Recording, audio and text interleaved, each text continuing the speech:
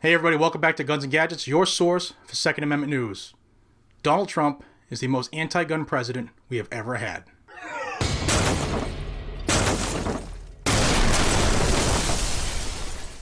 That's right, you heard me. And if you've been following this channel for a long time, you remember when he was then candidate Trump, I came out supporting him because of some of the pro-gun things he was saying because he was in bed with the NRA. We know how that is all unfolded. And then, if you remember, he said this.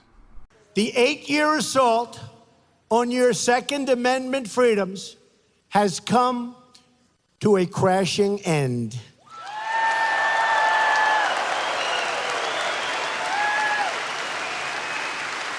You have a true friend and champion in the White House.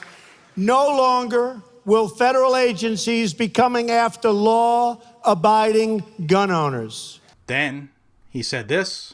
No longer will the government be trying to undermine your rights and your freedoms as Americans. Then he said this. As your president, I will never, ever infringe on the right of the people to keep and bear arms. Never, ever.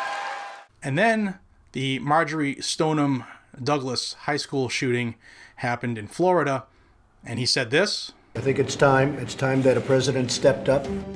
Then he said this. As for possible solutions, President Donald Trump today said he favored raising the age to buy certain firearms to 21, strengthening background checks, increasing mental health services, and even arming school staff. And then he said this. I called many senators last night, many congressmen, and Jeff and Pam and everybody in this room. I can tell you, Curtis, they're into doing background checks that they wouldn't be thinking about maybe 2 weeks ago.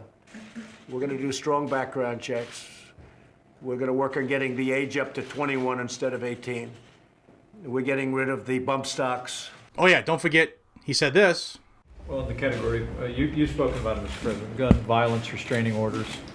They're called. California actually has a version of this. And I think in your meeting with governors earlier this week, individually and as a group, we spoke about states taking steps. But the focus is to literally give families and give local law enforcement additional tools if an individual is reported to be a potential danger to themselves or others. Allow due process so that no one's rights are trampled, but the ability to go to court, obtain an order, and then collect not only the firearms, but any weapons in the possession Or of that might individual. take the firearms first and then go to court, because that's another system, because a lot of times by the time you go to court, it takes so long to go to court to get the due process procedures. I like taking the guns early. To go to court would have taken a long time. So you could do exactly what you're saying, but take the guns first, go through due process second.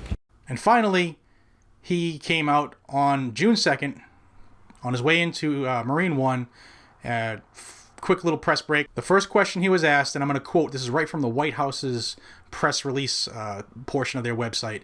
The question was, the suspect in Virginia Beach shooting used a silencer on his weapon. Do you believe that silencers should be restricted? The president, Mr. Second Amendment friend, champion, the 8-year assault is over, said, I don't like them at all. And now it's come out in the last 48 hours that he's strongly considering banning silencers. That's right. Mr. Pro-gun. Mr. You never have had a stronger friend. Mr. Yada, yada, yada, blah, blah, blah. He might as well just change his name to Michael Bloomberg. So this president, the strong friend of the Second Amendment, right? The NRA spent like $50 million endorsing him, something to that extent. He has come out and he has endorsed, he created the red flag rush across this country by saying things like, take the guns first, due process second. His own school safety task force has then not only recommended that each state instill their own red flag law, but has laid the groundwork on them on what to put in it. And then he has senators and congressmen who have put forward national red flag law bills, and also an incentive program, that's really code for bribery, an incentive program to pay states off that do this. He's come out and said he's in favor of universal stronger background checks. He came out saying he's in favor of raising the age to purchase long guns and shotguns. He later recanted from that because of the onslaught of that caused, and also the fact that there are hundreds of thousands of people aged 18 to 21 serving in the United States Armed Forces. It's okay to outfit them with fully automatic machine guns and set them loose in Iraq and Iran and wherever else we're in conflict in theater, but they can't protect themselves or their family or their loved ones here in the U.S. He then moved to banning and ultimately got his bump stock ban pushed through. Illegal, unconstitutional, piece of plastic is now redefined as a machine gun. Then he nominated an anti-gunner to be the head of the ATF.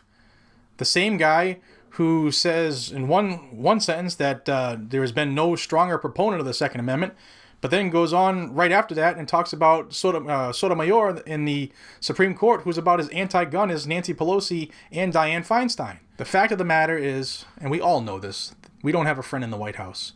All we have is each other. All we have is the Constitution and the Bill of Rights, and they're trying their damnedest to get rid of those. Donald Trump has now done more against the Second Amendment than Barack Obama ever thought he could do. Obama never did any of this. The Second Amendment friend has. Donald Trump is now officially the most anti-gun president in history. You think otherwise? Let's see it in the comments below. You agree with me? Let's see it in the comments below. I'm frustrated. That's the end of this one. Till we see each other again, please subscribe to this channel if you like the Second Amendment news. Good, bad, ugly, or indifferent. You'll find it here on Guns and Gadgets. Be safe, stay vigilant, carry a weapon. Take care, everybody.